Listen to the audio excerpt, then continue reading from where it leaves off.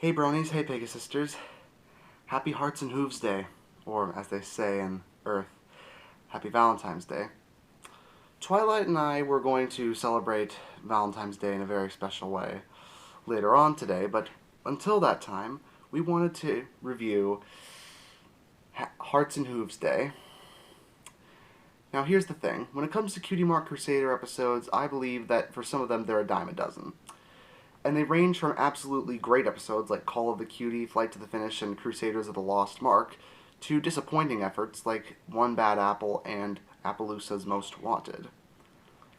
Now for Hearts and Hooves Day, it's a very controversial episode of the series, as it's become sort of a base breaker, with half of the fan base welcoming the episode and the other half expressing severe disappointment from it. Why? Well, I'll go over it. The episode is essentially the Valentine's Day episode for My Little Pony, where the Crusaders are getting this Valentine's Day card ready for their teacher, Miss Cheerily, but once they see that Miss Cheerily doesn't have her very special sun pony, they try to get her a boyfriend. So who do they get as a boyfriend? Well, after a catchy Danielle Ingram song known as The Perfect Stallion, that happens to be Big Macintosh. So, yes, this is the first episode that focuses on Big Macintosh and Cheerily given, large roles. And although first Cheerily and Big Mac don't really get into a romantic relationship with each other, even though, they are still friends, the Crusaders try to force them into a relationship by giving them a magic love potion. Unfortunately, the love potion works too well, because turns out it was a love poison. And then the rest of the episode revolves around the Crusaders trying to keep Cheerily and Big Mac from looking into each other's eyes for an entire hour. Because if that happens, then the poison wears off. Now, what did I like about this episode? Well, because there is a lot of things to like about it. The comedy's pretty good. I mean, I do like the physical humor. I do like the Crusaders' reactions to a lot of the scenarios, especially when Sweetie Belle yells, "Oh, come on!" when Cheerily looks like she's about to be interested in Big Mac, but she just tells him you have something in your teeth. That always cracks me up. And some people have noticed that Cheerily and Big Mac are even more cartoonish in this episode when it comes to their strength, but in my opinion, that's because the love poison might induce a strength boost. Here's what I'm talking about. In one of the scenes in the episode, Big Mac is able to physically move a 2-story house out of its foundation that Apple Bloom tied him to in an attempt to stop him. And that house is estimated to weigh over 55,000 pounds, making his inability to carry a large cake in Mystery on the Friendship Express completely ridiculous.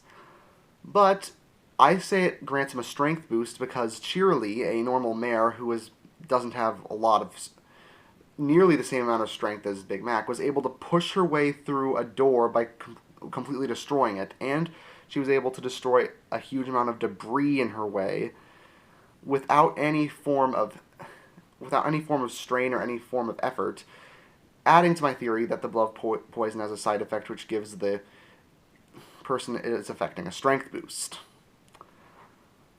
So yeah, I like the comedy of the episode. I do like the song, The Perfect Stallion. I know that some people don't like it, but in my opinion it's catchy, and it does give us some cool background characters to look at. Heck, one of the background characters, Button Mash, even got his own web video that was supposed to turn into a web series because of his popularity. And being a lover of video games, I do like the design Button Mash has.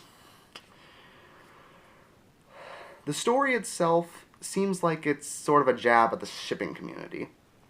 As bronies, we tend to ship characters that don't really go well together, but that can be said for a lot of fandoms. So in my opinion, Megan McCarthy was able to pull off a shipping community episode in a way that's felt very funny and very genuine. Genuine in the way that it critiques and mocks the fan base while also showing their appreciation for it as well.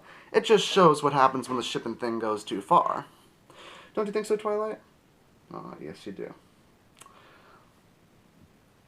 One of my only problems with the episode really is the lovey-dovey talk between Big Mac and Cheerily. It was funny at first, but it really got irritating as they just went completely over the top and completely overboard with it.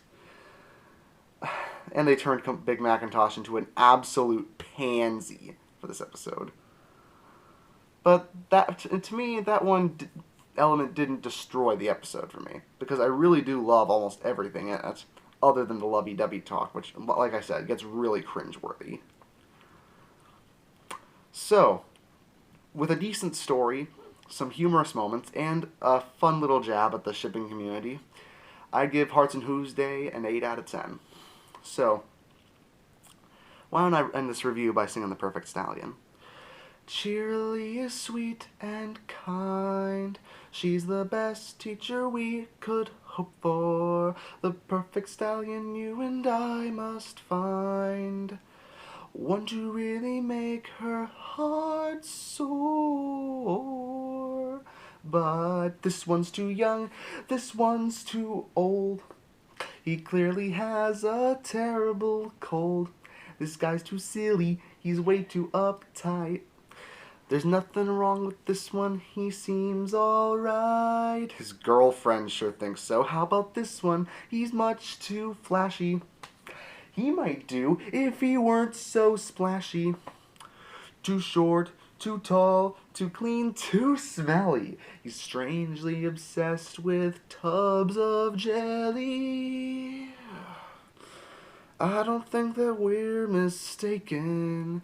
It seems like all the good ones were taken. I really feel that at this rate we'll never find the perfect one. Don't wanna quit and give up hope. Doing anything special for Hearts and Hooves Day? Oh please, oh please, oh please say nope. We did it, girls, we found the one. The one who'll send our teacher's heart aflutter. Wait a second, are you talking about my brother? I love that line. See you next time.